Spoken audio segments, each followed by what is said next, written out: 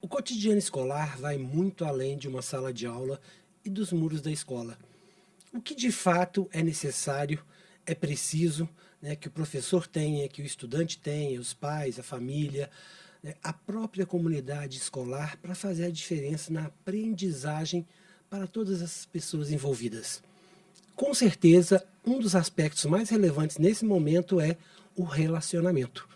E é exatamente sobre isso que a gente vai conversar hoje nesse bate-papo diferenciado com Alexandre Marini para entender mais sobre como é o processo de relacionamento dos professores com os estudantes, porque ele está no meio de uma transição aí, de um estudo, né, de uma tese de doutorado sobre relacionamento entre professores e alunos. Alexandre, o que você já pode adiantar para a gente desse seu estudo? Bom, obrigado de novo pelo convite. É bacana estar aqui conversando sobre educação. Bom, qual que é o meu objeto de estudo no momento, né? Meu objeto de estudo, tanto no mestrado como também no doutorado, tem a ver com o labor do professor e a relação, né, do trabalho do professor com o estudante, né? Essa tríade entre professor, estudante e o que une os dois, né? É o conhecimento, né?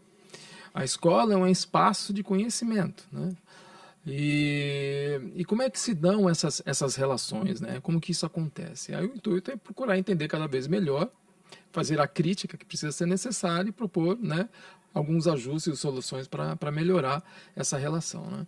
A pesquisa atual vem muito através de uma palavra que está sendo repetida e repetida e repetida nos documentos orientadores, né, na BNCC, no currículo, em tudo quanto você lê, até de propaganda, propaganda de governo, propaganda de escolas privadas, que é a palavra protagonismo.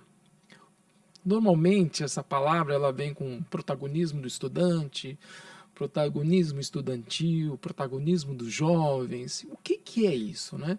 Então a gente vê toda uma retórica discursiva trazendo, olha, para que a escola seja atrativa, para que a escola seja interessante, para que a escola tenha significado, é necessário que o aluno seja protagonista. E aí, o que é exatamente isso, o protagonismo, né? E uma das coisas que me chamou a atenção é que muitas vezes essa palavra, essa expressão, ela vem atrelada às possibilidades de escolha.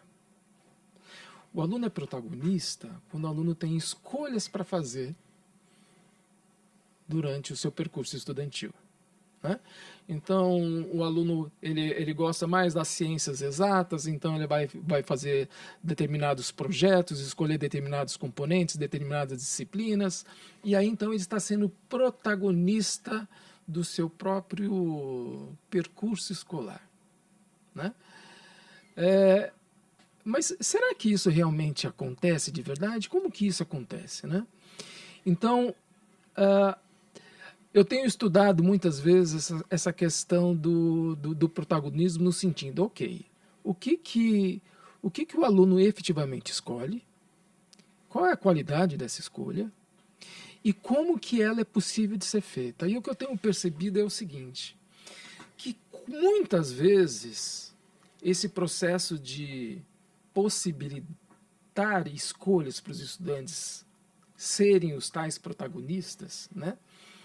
Ela está atrelada à capacitação do professor, à qualidade do professor, à possibilidade do professor oferecer essas escolhas. Então, nesse sentido, a minha dúvida é: se o aluno é protagonista, o professor é coadjuvante? E será que se o professor é coadjuvante, ele consegue, como coadjuvante, fazer com que o aluno seja protagonista? Então imagina uma escola pública que tem a possibilidade então de ter aulas eletivas, né? De trabalhar com projetos interessantes, mas ele tem um corpo de professores ali. É eles que têm que oferecer. E eles só vão conseguir oferecer temáticas interessantes, eletivas interessantes, projetos bacanas, se o professor tiver capacitação para isso. Então, a minha hipótese é que não há a menor capacidade da gente colocar o estudante como protagonista se a gente não colocar no mesmo patamar o professor também como protagonista. E o que a gente vê é justamente esse discurso repetitivo, aluno protagonista, estudante protagonismo e protagonista, e a gente não vê isso com relação ao professor. Você pode pegar a Base Nacional Comum Curricular, procura se em algum momento vai aparecer ali protagonismo do professor. Você vai encontrar dezenas de expressões num mesmo documento dizendo protagonismo do estudante, protagonismo dos jovens, mas você não vai encontrar nenhum protagonismo do professor. Então, sem que o professor seja encarado através de políticas públicas sérias, que foquem na capacitação do professor, desde a sua formação, quando ele entra na faculdade, né, para sair depois licenciado, nós não temos a menor condição de dizer que nós estamos oferecendo possibilidades de escolhas para os estudantes. Então não adianta muito você ter, por exemplo, um catálogo dentro de um estado qualquer, aqui do Brasil, um catálogo de eletivas com nomes muito interessantes, uma eletiva de cinema, eletiva de teatro, eletiva de mitologia, eletiva disso, daquilo, se você não tem um corpo de professores preparado para isso. Não adianta você falar que o aluno vai ser protagonista a partir de metodologias diferenciadas que o professor vai utilizar. Fala assim, olha, o novo professor agora é um professor que se utiliza de metodologias ativas, é aquele professor que abandonou o cuspe-giz, que ele abandonou aquela atitude de ficar na frente da sala de aula e agora ele é um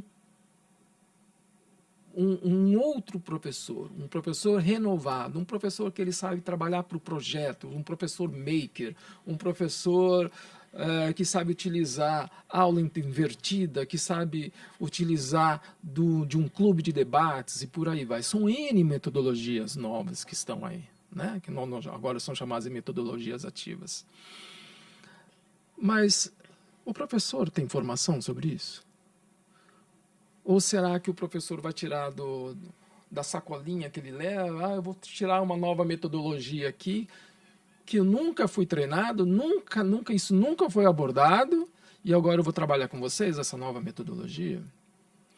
Então, enquanto o professor não for protagonista na sua formação, quando o professor não for protagonista nas suas condições de trabalho, a gente não vai ver esse protagonismo chegando até o estudante. Em um levantamento que eu fiz para o meu estudo, aqui mesmo em Minas, o catálogo de Minas tem mais de 40 eletivas, né? E o que a gente percebeu que as escolas estão oferecendo, na grande maioria das vezes, eletivas que são muito próximas àquilo que o professor já sabe dar. Por exemplo, redação para o Enem, matemática para o Enem, ciências humanas para o Enem, que é basicamente aquela mesma coisa que ele dá na acaba aula. Sendo mais do mesmo. Exatamente, acaba sendo extensão. E por que o professor faz isso? Porque nós não temos uma política nacional de valorização do professor. Daquele professor que ele tem, em que a formação dele é valorizada, que o tempo que ele tem de capacitação e de reciclagem é valorizado.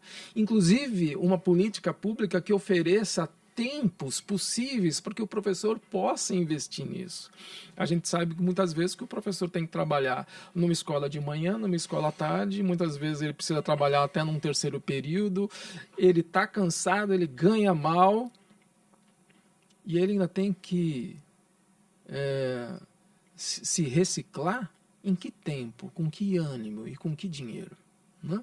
Então, é nesse sentido que eu estou trabalhando, né, nessa hipótese, né, de que o estudante ser protagonista é legal? Ótimo.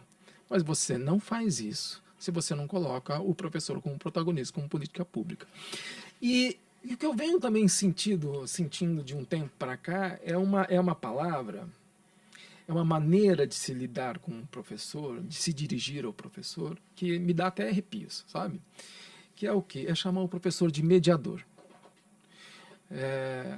A princípio, assim, parece que não é um grande problema, mas é um problema gravíssimo você chamar o professor de mediador. Tentar te explicar. Só fazendo já uma amarração no que você vai explicar.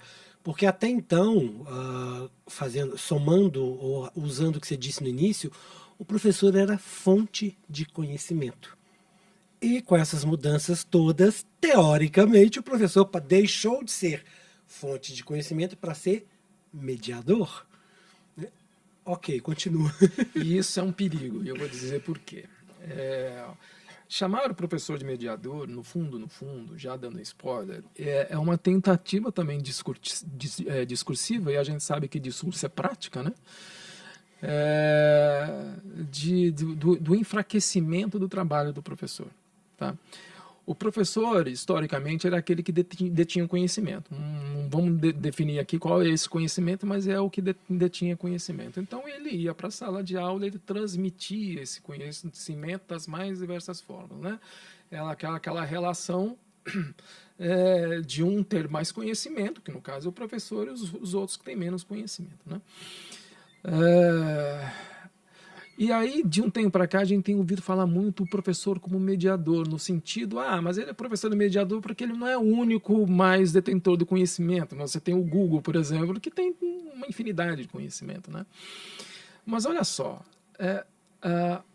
quando um professor vai para frente da sala de aula e faz uma explanação de algum conceito, de algum processo histórico, não sei, e fala por 20, 25 minutos, ele não se transforma num orador. Ele está se utilizando da oralidade. Naquele momento, ele está sendo um orador.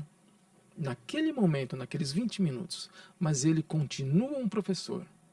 Se um professor de matemática está resolvendo um cálculo matemático, ele não vira uma calculadora. Ele não é uma calculadora. Ele não é uma máquina de calcular.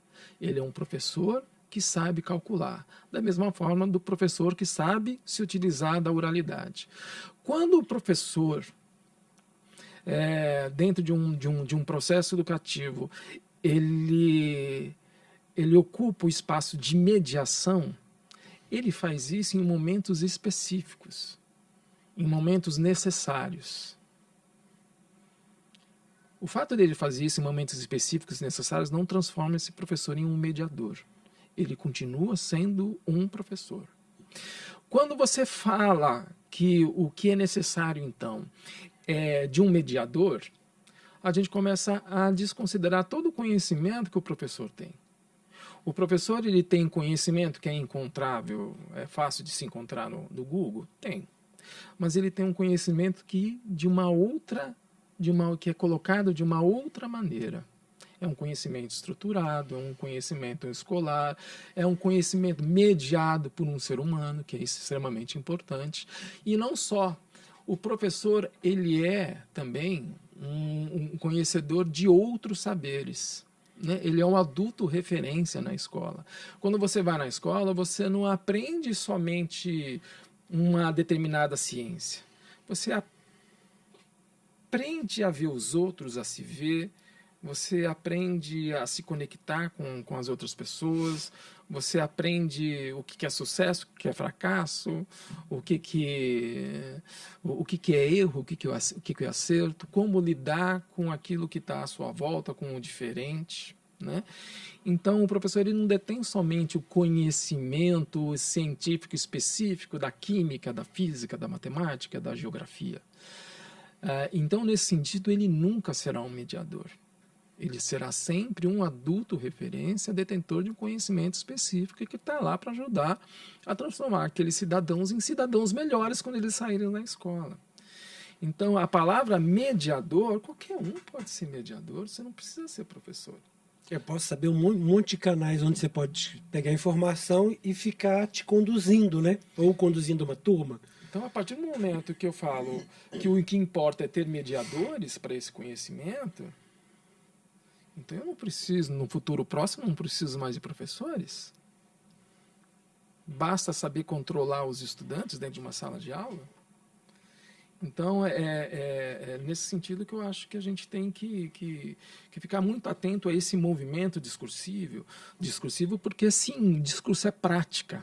Né? A gente percebe determinados discursos acontecendo e que, no fundo, trata-se de um enfraquecimento da própria escola como espaço de conhecimento mesmo, né? de um conhecimento fluido, né? Porque a escola não pode ser encarada somente como um espaço para um conhecimento científico, são outras coisas, né? A escola ela recebe todas aquelas pressões que estão na sociedade, né? Então, nesse sentido, a escola, ao mesmo tempo que ela é um espaço regulado, porque ele trabalha com um conhecimento estruturado, né? E conhecimento estruturado demanda tempo, por isso que a escola é tão lenta para se modificar, né?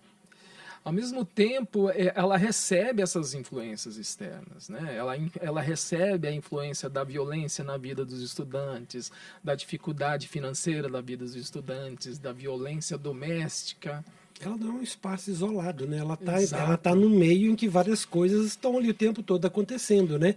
Eu queria até fazer uma parte, Alexandre, dentro disso que você está falando, e ainda falando da sua tese, quais são os instrumentos, né, as ferramentas que você está usando, lançando mão para fazer a discussão dessa sua hipótese?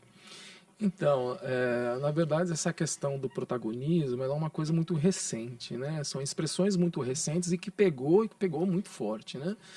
Então, quando você vai procurar outras teses ou até outras dissertações, você encontra dificuldade de problematizações sobre isso. Né? Exatamente. Porque você está meio pioneiro nesse assunto. Exato, Então, na verdade, eu estou fazendo levantamentos de dados e principalmente de dados existentes. De dados existentes, né? No caso, eu estou pesquisando, estou focando dados aqui de Minas Gerais, que é onde eu vivo, onde eu trabalho, né? Mas eu estou fazendo esses levantamentos e aí futuramente também uma relação aí com entrevistas com professores e com estudantes para saber um pouquinho essa questão do que eles entendem efetivamente do que é protagonismo e do que não é, né? Então, a escola ela precisa, sobretudo, de autonomia. Por que ela precisa de autonomia? Ao mesmo tempo que ela Posso fazer uma parte aí de autonomia, claro, ainda, que você vai poder falar da sua resposta, mas teoricamente nós imaginamos que as escolas teoricamente são autônomas e que os gestores, né, os diretores, as pessoas que ocupam a direção teoricamente são autônomos dentro daquela escola. Aí dentro disso que você está comentando, como é que isso funciona? Essa questão da autonomia, uma vez que você está comentando que a escola precisa ser autônoma. Isso. Na verdade, a escola não é tão autônoma assim. Pois é, mas o que justifica ou não justifica isso?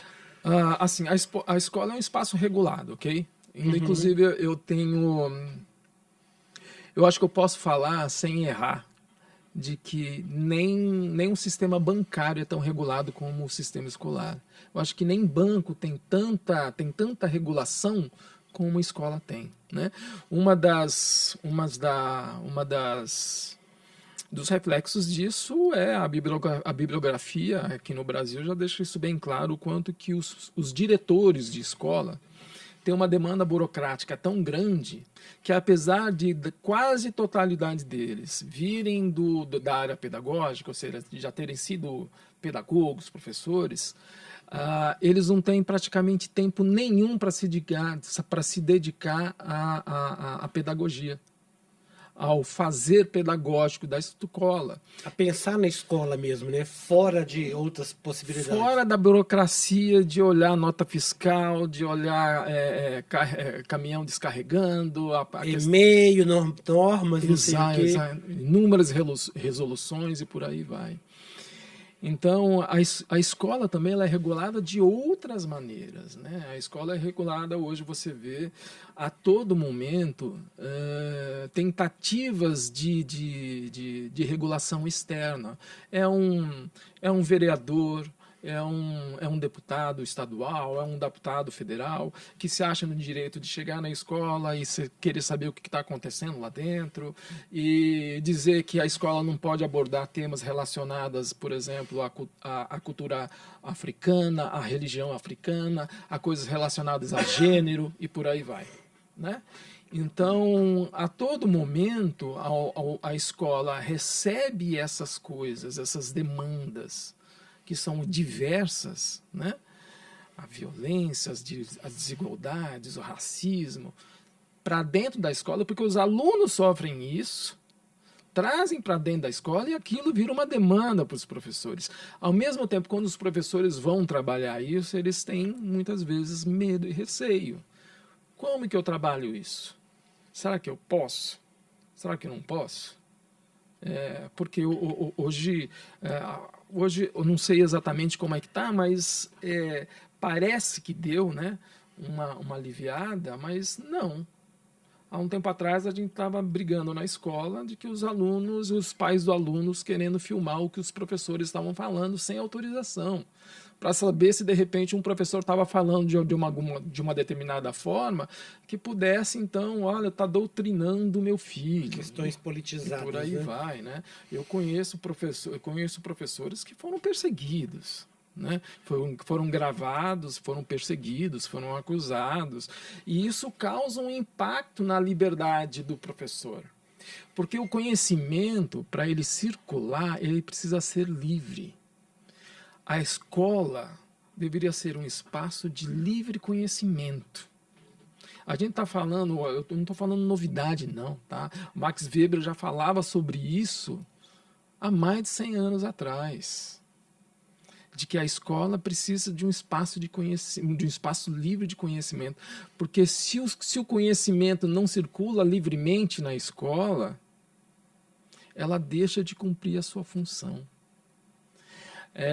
Obviamente que eu não estou falando que cada um pode fazer o que você quiser. Uhum. Nós temos liberdade de tratar sobre os conhecimentos dentro de um sistema regulado.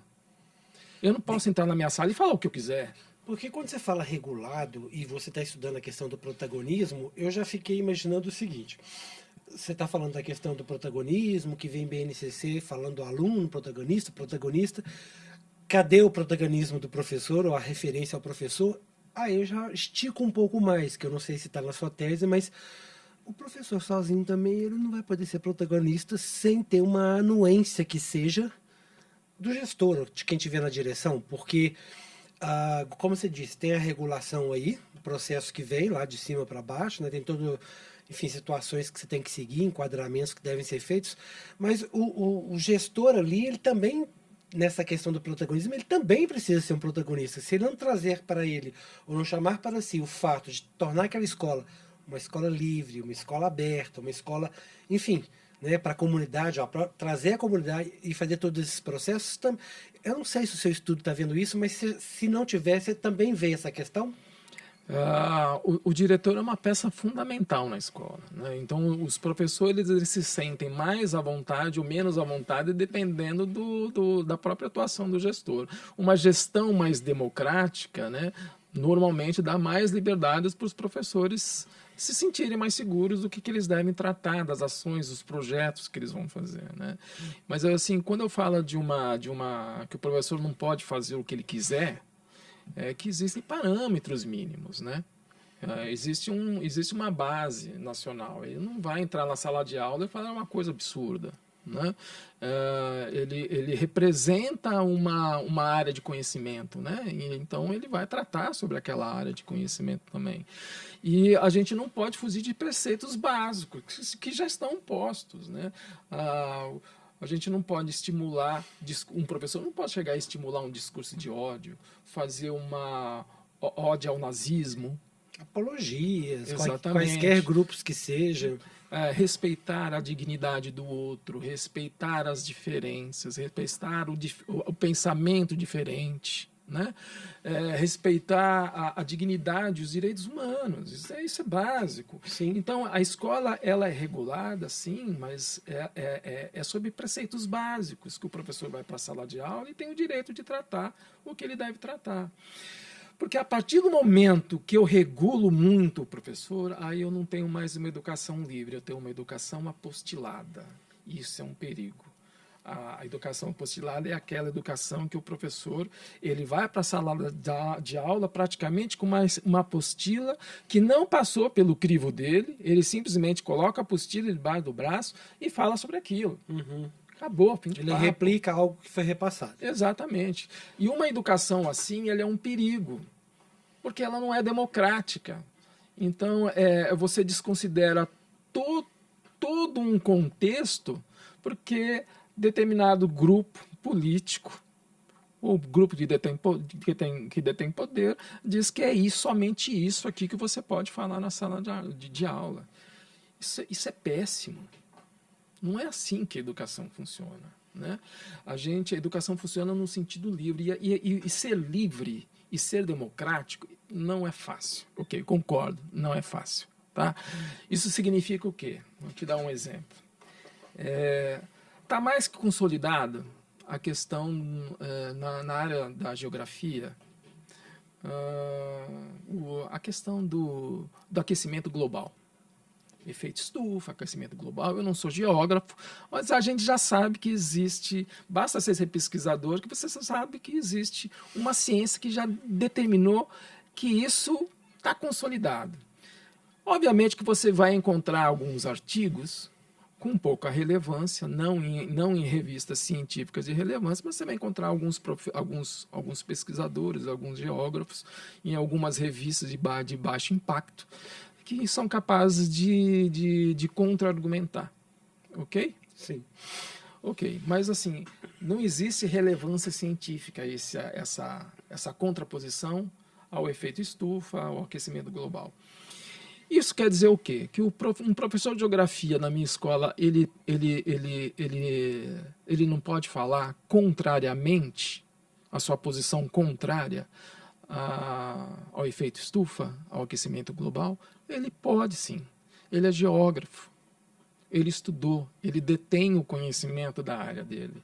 Ele pode chegar lá e dizer que sim, o efeito estufa ele não existe, que sim, que o aquecimento global é uma mentira. Mas esse é um risco que a gente corre. Vai ser 1, 2, 3, 4 professores numa infinidade de outros professores. O problema é quando a gente regula de uma maneira em que o professor simplesmente não pode falar aquilo. Tá? Da mesma maneira que quando nós temos uma educação extremamente regulada, ele não pode falar de repente do efeito do aquecimento global, mas essa regulação ele pode vir a tratar de um monte de coisa, como por exemplo, não pode falar sobre o direito da mulher, não pode falar sobre, por exemplo, determinados problemas de saúde pública. A gente não vai falar sobre drogas como um problema social. A gente não vai falar sobre suicídio como um problema social, como a violência contra a mulher como um problema social, como a desigualdade de gênero com relação ao trabalho como um problema social. É lógico que a gente tem que falar. O problema, então, é quando visões ideológicas externas à escola começam, então, a se adentrar dentro dela e a regular o conhecimento. Isso é péssimo. Isso é péssimo. Espaço de conhecimento vem justamente daí, da possibilidade de você fazer a troca. Conhecimento não é transmissão. Não é o professor chegar lá na sala de aula, gente, eu trago conhecimento para vocês, vocês escutam. Não, conhecimento se dá a partir da troca.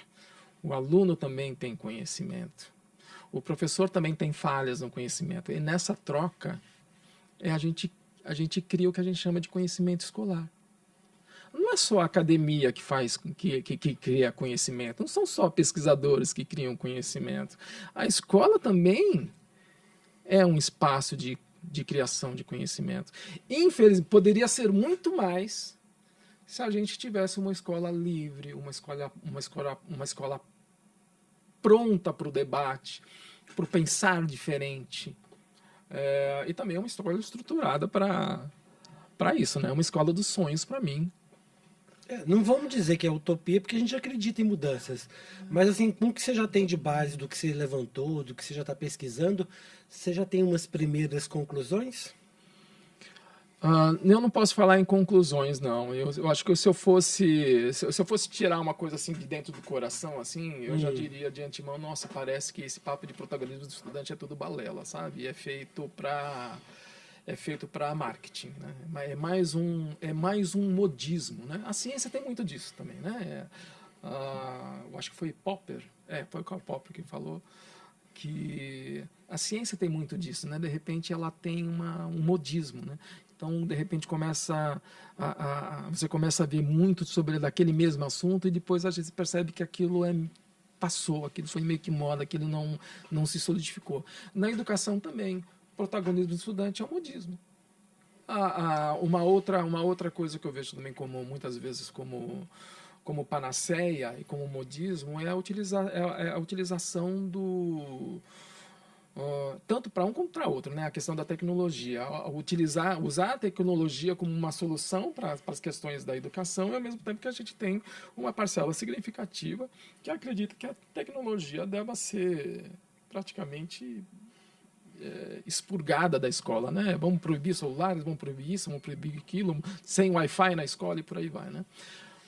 Muitas vezes a tecnologia é vista como um problema, um empecilho, né, para a atuação do professor e para a troca de conhecimento, né?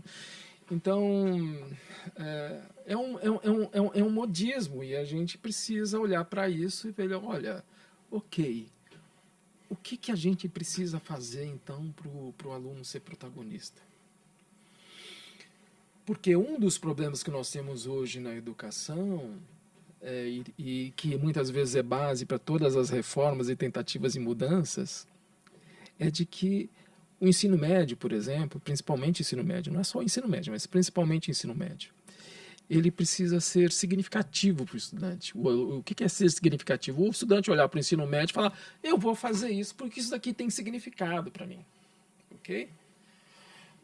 Só que a gente sabe que o ensino médio tem uma grande evasão. Só que a maioria da evasão, a gente sabe, ou as pessoas deveriam saber, que ela tem cunho social. O estudante não deixa de ir na escola porque ele encontrou uma coisa melhor. Ele deixa de ir na escola porque ele precisa trabalhar para ajudar o pai, a mãe, ele deixa de ir na escola por causa de violência, ele deixa de ir na escola por causa da gravidez juvenil, ele deixa de escola por uma série de motivos, não porque a escola não era mais interessante, né? Então, nesse sentido, vem essa coisa de que vamos transformar a escola em algo significativo para o estudante. Não. A escola tem que ser significativa, tá? Mas para a escola ser significativa, a gente tinha que fazer o básico primeiro. Em vez da gente ficar inventando um monte de metodologias diferentes, um monte de disciplinas, novos componentes diferentes, o uso de tecnologias de maneira diferente, a gente deveria fazer o mínimo, que era permitir com que a escola faça o básico. Que ela seja um espaço seguro para o conhecimento circular. Que o professor possa falar e errar, que o aluno possa falar e errar, que a comunidade possa participar, que os professores tenham efetiva autonomia dentro da escola para decidir qual que é a melhor maneira. A gente hoje, qual que é a autonomia do professor hoje? O professor ele só se sente autônomo quando ele entra na sala de aula e fecha a porta. E precisa fechar a porta para ele se sentir autônomo, para ele se sentir livre, para ele falar o que ele quer falar, da maneira para ele tratar dos temas que ele quer tratar. A escola devia ser um espaço aberto para todo mundo. E não é. A escola é um espaço regulado e é um espaço que tem sido cada vez mais externamente regulado. E isso é um problema. Conhecimento não circula. Conhecimento não circula, a escola passa a ser um outro espaço qualquer, que não um espaço de conhecimento. E ele perde a sua função. O aluno percebe isso. O aluno percebe quando aquela escola não é um espaço de conhecimento, é um espaço de certificação, é um espaço burocrático. Você vem, faz a aula, faz a prova, recebe a nota, no final recebe tantas notas de determinado valor, chega no final, você é certificado, vai para o ano seguinte ou termina o ensino médio, por aí vai. Aí a escola não tem significado mesmo, porque não está ajudando em absoluto, não está mudando em absolutamente nada a vida dos estudantes. Isso é péssimo. E ainda tem algumas políticas, né, alguns mitos de que você não pode reter o aluno. Aí cria-se ciclos de recuperação para o ano seguinte, ou dependências e por aí vai, para que esse aluno possa passar de ano, talvez pelas estatísticas ou não, né, e lá naquele ano seguinte ele vai fazer o ano seguinte mais alguma recuperação que ele precisar. Mas o problema não é reprovação ou não reprovação. Não existe na bibliografia hoje, na área educacional, não existe nada que prove que a reprovação ajuda no desempenho dos estudantes. Países que utilizam da reprovação e países que não utilizam da reprovação e que já fizeram isso em outros momentos, não se percebe nenhuma diferença no desempenho dos estudantes como um todo. Então a gente não pode sequer falar que o problema é porque o professor não pode reprovar, então por ele não tem poder sobre os estudantes, coercitivo sobre os estudantes, né?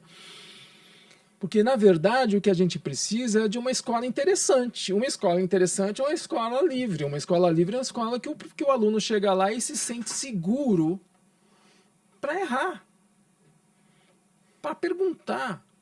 Entre que o professor chega lá e se sinta seguro para tentar, para testar. O que a gente percebe é que o professor... e os estudantes eles não se percebem nesse espaço dessa maneira. É um espaço burocrático. Eu, professor da disciplina tal, eu tenho que dar tantas provas. Por que eu tenho que dar tantas provas? Porque se o aluno mais na frente reprovar ou ficar de recuperação, eu tenho que ter provas de que eu dei tantas tentativas para ele.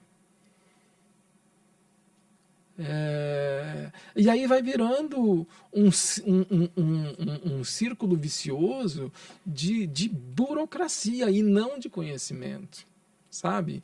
Então a escola dos sonhos é justamente essa, em que seja uma escola segura, que não seja o reflexo da sociedade, que seja muito mais segura, muito mais livre do que a sociedade. Em tese, a escola dos sonhos seria a sociedade utópica que a gente gostaria. Que os alunos chegassem lá, que estivessem num ambiente saudável, seguro, que eles pudessem brincar, que eles pudessem testar, que eles pudessem experimentar, que os professores também pudessem fazer isso. Mas da maneira que ela está, tão regulada que ela passou a ser um espaço burocrático.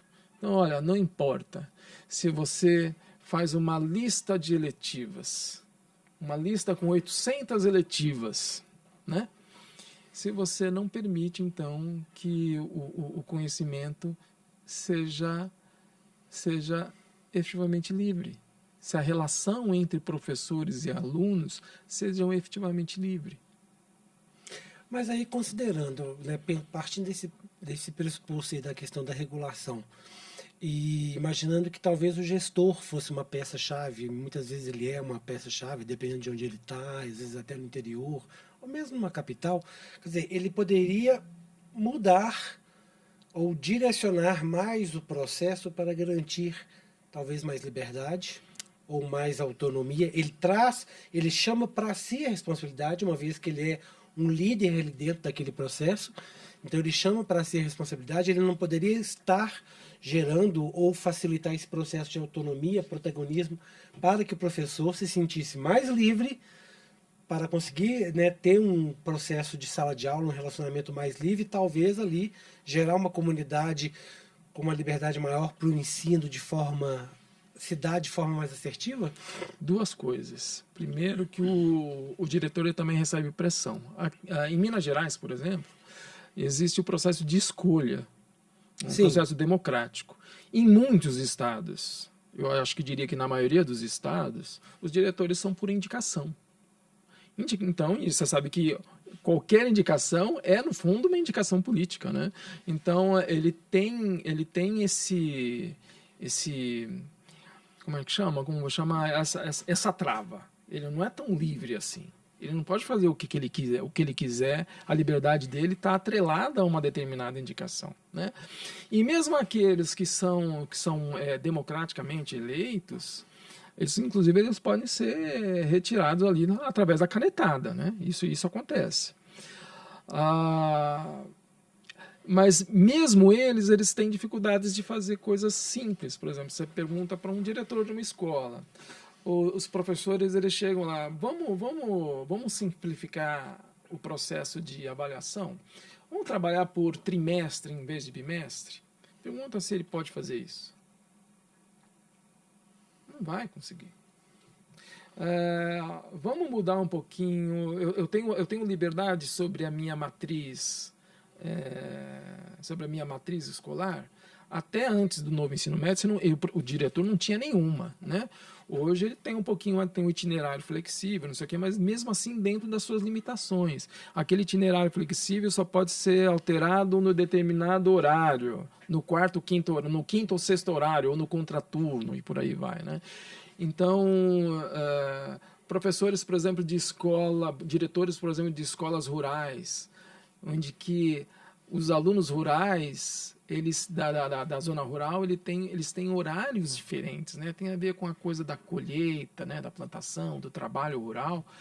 E muitas vezes eles têm dificuldades também com relação a isso, né? Então, a limitação dos diretores hoje ainda no Brasil ainda é muito grande, né? Então não se espera tanto assim, mas a gente percebe que tem professores mais democráticos, diretores mais democráticos, que escutam mais a comunidade escolar como um todo, que tenta dar um pouco mais de segurança a essas ações. E outros diretores que são mais legalistas e que para eles seguirem, né, no conforto do próprio trabalho, quanto mais legalista, melhor. Quer dizer, isso aqui tem algum papel que permite que você faça isso? Não tem. Não. Então, desculpa, então vamos continuar fazendo o que a gente estava fazendo. Isso daqui me dá muita dor de cabeça. Você vai fazer um projeto sobre gênero? Não, hein? Melhor não, hein? Tem diretor que simplesmente não encampa esse tipo de coisa, porque não quer problema. Não quer problema com o pastor, não quer problema com o vereador, não quer um problema. E isso é péssimo, né? Então, essas regulações externas, essas tentativas que eu chamei na minha dissertação, que são tentativas de restrição. Ela não se dá basicamente por documentos oficiais, ela se dá por atores externos. É gente de fora da escola, né? E não só, e também de atores internos também, né? Outros professores também que acham que determinados conhecimentos não podem circular, né? Uhum. Então, a gente fica retroalimentando a sociedade, de uma maneira geral, fica retroalimentando esse vício escolar, da escola como um espaço restrito e que, portanto, ele é apenas uma pequena parte do que a escola realmente podia ser. E aí a gente vai falar que o estudante não vê significado em continuar na escola. Óbvio que não. Se você não permite uma escola livre, ela não é uma escola transformadora. Não se torna atraente. Exato. Alexandre, para a gente fechar isso que você está falando, eu queria que você citasse ou propusesse ou sugerisse caminhos ou alternativas que você acredita, ou que você acha que são viáveis para que, por exemplo, o educador que está nos assistindo, né, os professores de uma forma geral, os gestores, até o próprio estudante, que cada um, os pais, né, a comunidade escolar de uma forma geral, o que pode ser feito, o que cada um pode ajudar nesse processo, como é que a gente pode contribuir, nem diria interferir, ou, né, mas contribuir para ajudar essa educação ser uma educação melhor. Não vou nem dizer uma escola livre, nem nada disso, porque é um processo. Mas o que a gente já pode dar aí enquanto um primeiro passo? Um segundo passo, talvez? Eu acho que a comunidade ela tem que acreditar no trabalho do professor, ok? Já faz um tempo que a gente percebe que o trabalho do professor ele é visto mais como uma pessoa que está lá para cumprir um papel muito específico e burocrático, né? O professor ele perdeu aquela aura de adulto referência para os pais dos alunos. A gente continua como professor, como adulta referência para os estudantes, para a grande maioria. Mas para os pais do adulto parece que não. Parece que o filho deles, muitas vezes, é a referência, né? No sentido de que não pode contrariar. Eu não posso contrariar, o meu filho não pode ser contrariado, as coisas que eu acredito não pode ser contrariado. E muitas vezes os próprios pais exercem essa pressão em cima dos professores e tiram dele a capacidade, então, de fazer um trabalho bacana com os próprios estudantes, né? Imaginar de que o professor ele está ali e ele está sob condições extremamente precárias. Então, como é que você acha que o seu filho vai aprender conhecimentos significativos com alguém que está precarizado? Então, entender de que a luta do professor por melhores condições não é uma luta somente por melhores salários. O salário é o mínimo, ok? Mas tem a ver com luta de condições, de, por exemplo, olha, eu preciso ganhar mais, porque se eu ganhar mais, eu consigo trabalhar somente nessa escola. Se eu conseguir trabalhar somente nessa escola, eu posso fazer meu trabalho melhor. Eu posso, por exemplo, como professor de língua portuguesa, pedir para os meus estudantes fazerem redação. E por que eu não faço isso? Porque a redação se corrige em casa. E por que eu não corrijo na minha casa? Porque eu tenho que dar aula em outra escola. Em que tempo que eu vou corrigir? Então eu não dou redação. Né? O professor ele precisa de apoio técnico na escola, ele precisa de ajuda na escola. O professor ele não usa o laboratório porque ele sabe que não tem um técnico ali, ele é responsável por absolutamente tudo, e aquilo dá uma dor de cabeça. Você sai da sua aula, você já perde um tempo com os alunos para ir até o laboratório, chegar lá no laboratório, o aluno liga o computador, o outro liga o computador e o computador não liga, aí o professor tem que ser chamado, porque um é o mouse que está desligado, o outro é o monitor que está desligado, o outro é o cabo da internet que está desligado. No final das contas, ele tem 5, 10 minutos de aula. O professor ele faz isso uma vez, não faz isso na segunda. Então, olhar as condições dos professores deveria ser, mas isso é utopia, mas deveria ser uma preocupação da comunidade como um todo. Eu estou dando meu filho, por um tempo, para uma equipe de profissionais melhorar ele como pessoa, como uma pessoa que conhece, que sabe dos seus direitos, que vai respeitar o outro, que vai buscar seus objetivos, mas eu estou dando isso para uma pessoa ou para um grupo de pessoas que não tem condições práticas de fazer. A gente está decidindo o futuro do filho da gente. A questão aqui é grande, complexa e desafiadora, né? Qual o futuro que todos nós queremos, né, para as pessoas que estão vindo por aí, os nossos filhos, enfim, a família, né, as próximas gerações. Para isso a gente precisa refletir um pouco mais sobre como que está aí a valorização desse professor, a educação, a capacitação dos professores, né? Como é que isso está funcionando dentro da comunidade escolar? Como é que você pode pensar um pouco nisso, né? Como é que nós podemos avaliar um pouco como que a gente consegue ter uma escola livre em que o ensino e o conhecimento possa circular e como cada um pode colocar a sua contribuição, né? Vale pensar e refletir um pouco mais qual é a contribuição que você pode dar, você educador, você pai, todos nós que fazemos parte da comunidade escolar, né? Como mudar esses processos, como contribuir de alguma forma para a discussão maior, talvez de baixo para cima, e que isso possa interferir na lei de alguma forma e nos processos que regulamentam o funcionamento das escolas, ajudando os gestores, ajudando os professores e, claro, nos ajudando com aí um futuro melhor para as crianças, para os estudantes, para as pessoas que vão construir, né, o mundo e o nosso país.